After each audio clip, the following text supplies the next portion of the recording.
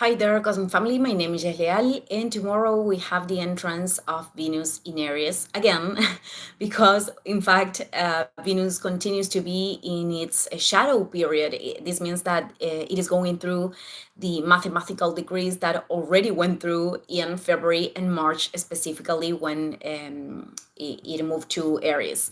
So Venus here connects us with our passions, with the impulses that are making us feel motivated to initiate new things.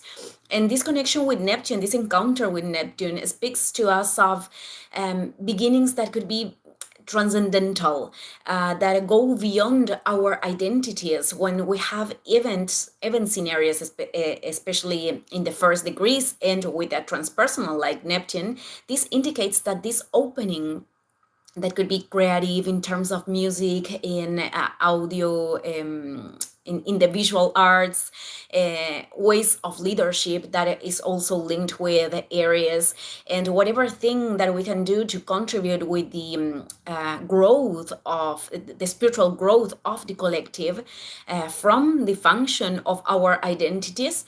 Well, that is a door that opens the path for the next generations. There is a pioneer quality in here.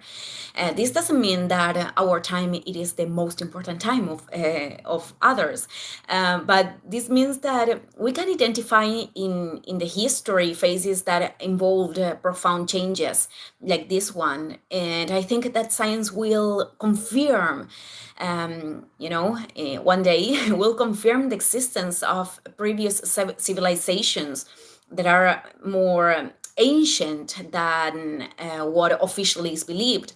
So, in fact, there is a lot of discoveries these days. I am following those topics. They are not confirming specific ideas, but thanks to technology, we have now more tools, for example, to investigate the sea, which is a land of Neptune. And also, Neptune is right now connecting with Pluto and Aquarius, that represents the power of technology and the revelation of what was hidden, information that was hidden. So we are going to see during the whole transit until 2044 how we are getting to these revelations, sorry. But when Uranus enters in Gemini, there is going to come up a lot of information with a lot of speed that is going to collapse old structures of thought, among other things. I'm going to talk about Uranus later. So Venus in Aries is responding right now to Mars, which is the regent of the sign that is in Leo, and still in opposition with Pluto. And Pluto, it is super active because it is about to enter in its retrograde phase.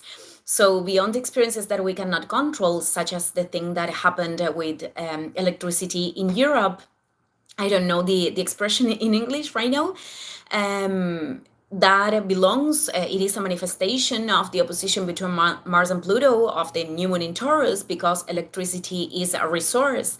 And beyond this, Uranus in Taurus is in its last degrees too. And yesterday I was telling how when a planet is about to move to the next sign, we see a lot of manifestations, which is the case with Uranus. So this opposition could talk about experiences of blockage, or that we are feeling that something or someone is taking away our freedom, but actually that is only a perception, and those situations are actually meant to be transformed from the inside, to take that transformation to new ways of acting in our material reality. My pronunciation these days, I don't know what is happening. So, well, there is this great intensity. Plutonian intensity could take many forms.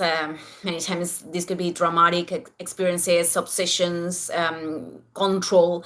But at the same time, this is the force that take us to move forward, to raise again, and that reminds us what is lighting us up, the things that are that we feel passionate about. It is also Pluto is also sexual energy, and we have to remember that we use it for creating everything. So when we can use that energy with consciousness and or share it with another person in connection to the heart, which is Mars and Leo, that energy is recharging us and elevating us spiritually. So the entrance of Venus comes with all this charge, and it is on us to choose where we are going to deposit this. This could be beginnings in relationships, in creations that are truly connected to our soul, letting go of the fear to explore the things that we don't know, trusting in the direction that is marking our intuition. But if we don't take that energy to nowhere, to any place, if we don't allow this energy to circulate, the shadow of the sun in Taurus, resisting to move, I don't want to change. Well, this transit could add more this sense of irritability, impatience, impulsive decisions that are not contributing, all this kind of things, or the other polarity, which is I want this thing right now, right here, right now, when that thing perhaps requires a process. So it is very useful, the physical movement, and finding ways to channel the anger also, to allow it to circulate out of the body without having to project that anger to others. This belongs to the opposition Mars and Pluto, but these are tools to accompany what we truly need to do, which is take a look inwards, being in charge of our shadows, of our shit, and taking decisions that are leading us to find our center. So, well, I'm going to end this video here. Thank you, everyone, and see you in the next one. Ciao, ciao.